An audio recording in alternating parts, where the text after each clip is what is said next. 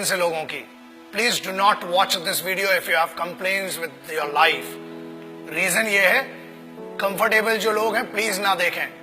छोटे और कमजोर दिल वालों के लिए मैं बात ही नहीं करता हूं। See generally now youngsters, youth और anybody in this country, specially Bharat में बड़ी शिकायतें आई हैं कि यार हमें ये नहीं मिल रहा, वो नहीं मिल रहा, हमारे पास कंफर्टेबल लाइफ नहीं है। What do you know about the problems? The guys, those who face the highest trouble and the biggest problems of this country, the least paid by the government, but has the biggest pride to be called the soldiers of this country and soldiers of Indian Armed Forces. मैं उन सिपाहियों की बात कर रहा हूं। Example, जब ये वीडियो देख रहे हो ना, तब हजारों लोग वहां सियाचिन ग्लेशियर में, शायद आधों को तो नक्शा भी नहीं पता होगा, सैन फ्रांसिस्को ऐसा बता देते हैं मैप पे आजकल बच्चे। You can not live without the chatting और व्हाट्सएप और फेसबुक मैसेजिंग और texting for half an hour और 1 आवर। मैं उन सिपाहियों की बात कर रहा हूं जो ग्लेशियर में रहते हैं। 8G 10G 4G 8G सब इधर चलता है दोस्त, वहां कोई जी नहीं होता है। वहां पर सिर्फ गालियां सुनाई देती हैं उस साइड से, और यहां से खड़े होकर भारत माता के लिए खड़े हुए। Remember one thing, they are not there. They are not fighting for this country only because they hate the enemy. वो इस देश में रहने वाले लोगों से बहुत मोहब्बत करते हैं, इसलिए वो वहां पर है। They are not there for the payment which is given to them. They are not there for the privileges which are not given to them. Privileges are given to you. The facilities are given to you. फिर भी इतनी complains, अरे पानी गिर गया, हम college नहीं जा पाएंगे, ये हो गया। बहुत कंप्लेन्स है माँ बाप से इन बच्चों को। Remember that. दोस्त, कंप्लेन करने के लिए बहुत लोग हैं, लेकिन वो कंप्लेन नहीं करते हैं। क्यों नहीं करते हैं?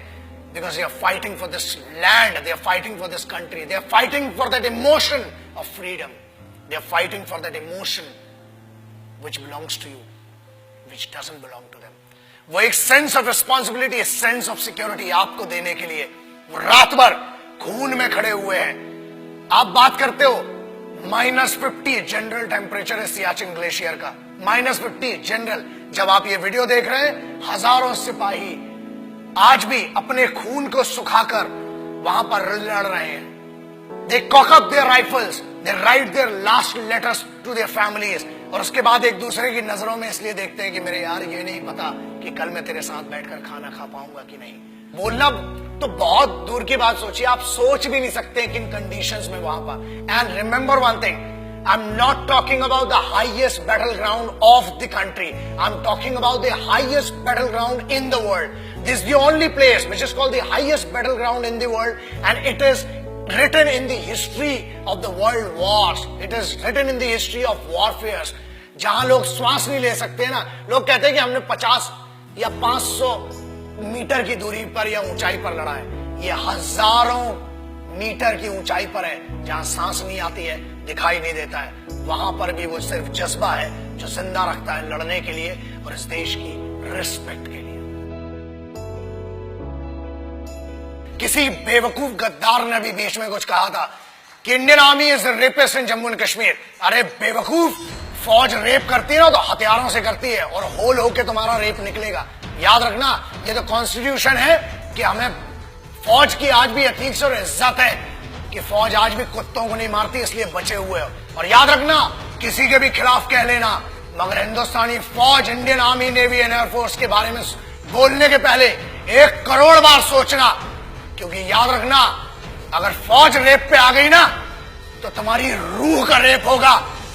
Indian Army does not rape. Army, Navy, Air Force, they protect your women, they protect your sisters, because they consider every woman and every young woman as their sisters and mothers. That's why you are protected. बोलना बहुत सरल है और बहुत दम है, बहुत खुजली है, बहुत गर्मी हो रही है ना, आ जरा बॉर्डर पे 2 दिन की ड्यूटी करके दिखा, चूतड़ में से पूरी गर्मी बाहर आ जाएगी। अक्टूबर 1947 देश अभी आजाद ही हुआ था कि हम पर तो जंग थोप दी गई। But who did that? Let's talk about that.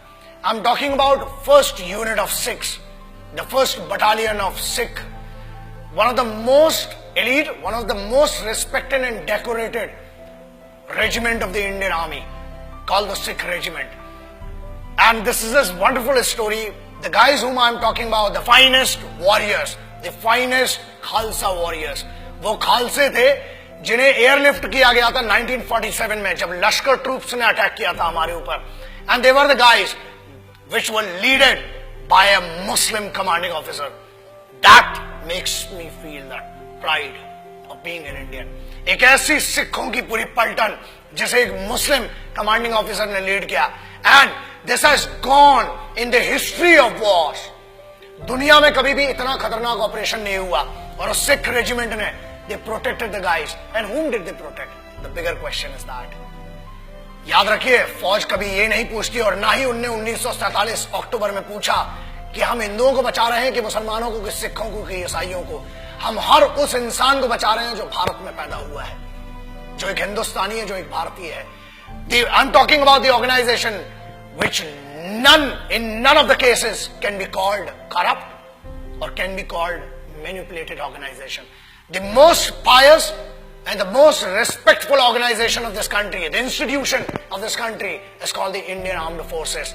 So that's why I always say respect our forces, because they are the actual protectors and actual sons of this country. Jai Hind, Vande Mataram.